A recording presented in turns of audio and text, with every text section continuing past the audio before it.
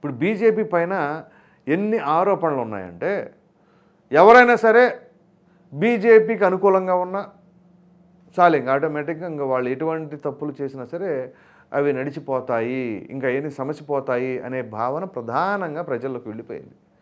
దానికి ముఖ్య కారణం ఏంటి అంటే, ఇందాక చెప్పాను కదా, వైఎస్ వివేకానంద రెడ్డి గారి హత్య కేసుకు సంబంధించిన దాంట్లో సిబిఐ అధికారుల్ని అసలు దడదడలాడించేసిన రాష్ట్ర పోలీసులు అవినాష్ రెడ్డి, రాష్ట్ర పోలీసులతో పాటు అవినాష్ రెడ్డి కూడా.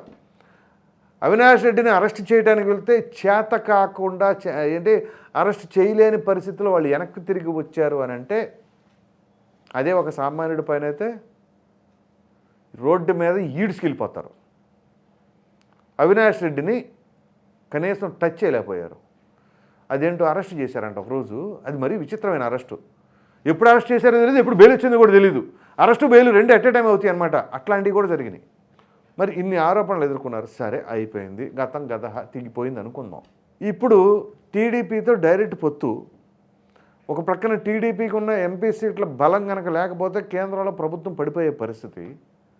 అయినా కానీ ఇక్కడ మాత్రం ఈ చీకటి ఒప్పందాలు అలాగే కొనసాగుతున్నాయి అనే ఆరోపణలు కూడా నడుస్తూ ఉంది. అది ప్రధానంగా ఏంటి, మీరు ప్రధానంగా ఫోకస్ చేయవలసిన అంశాలు జగన్మోహన్ రెడ్డి గారి పైన ఉన్న అక్రమ ఆస్తుల కేసులు. సో ప్రజాప్రతినిధులకు సంబంధించిన కేసుల విషయంలో త్వరితగతిన తీర్చాల్సిందే అని చెప్పి సుప్రీంకోర్టు హైకోర్టుకు ఆదేశాలు జారీ చేసిన సంగతి కూడా మనందరికీ తెలుసు. మరి జగన్మోహన్ రెడ్డి గారు ప్రజాప్రతినిధి కాదా ఏంటి? మరి ఆయన కేసులకు సంబంధించిన ఎపిసోడ్ ఒకటి. మరి ఢిల్లీ సీఎంగా ఉన్నప్పుడు అరవింద్ కేజ్రీవాల్ గారిని ఏదైతే లిక్కర్ స్కామ్లో 100 కోట్ల దాంట్లో ఇమీడియట్గా అరెస్ట్ చేశారు కదా, ఆయన్ని జైలుకి పంపించేశారు. జగన్మోహన్ రెడ్డి గారు ఆయన పైన ఛార్జ్షీట్ ఫైల్ అయింది. ఏది క్విడ్ ప్రోకో చేశారని చెప్పేసి 2019లో ఆయన ముఖ్యమంత్రి అయిన తర్వాత ఆయన కోర్టుకు రాసిన లేఖ, నేను సీఎంని కాబట్టి ప్రజా ప్రయోజనాల రీత్యా అనేక రకాలైన కార్యక్రమాలు అంటే బిజీగా ఉంటాను కాబట్టి ప్రధానంగా ప్రజాధనం దుర్వినియోగం అయిపోతుంది, ఒక 60 లక్షల వరకు ఏదో చెప్పినట్టున్నారు. రైట్, ఎగ్జామ్షన్ ఇచ్చేశారు, తప్పేం లేదు. సరే, ముఖ్యమంత్రి గారు కాబట్టి ఆయన కూడా బిజీగా ఉంటారు కాబట్టి, ఎందుకంటే ప్రజలకు సంబంధించిన ఏ సమస్యలు ఉండే ఏ సమస్యలపైన మనం బటన్ నొక్కాలి అనేది ఆలోచిస్తారు కాబట్టి ఓకే రైట్ తీసుకున్నారు అనుకుందాం.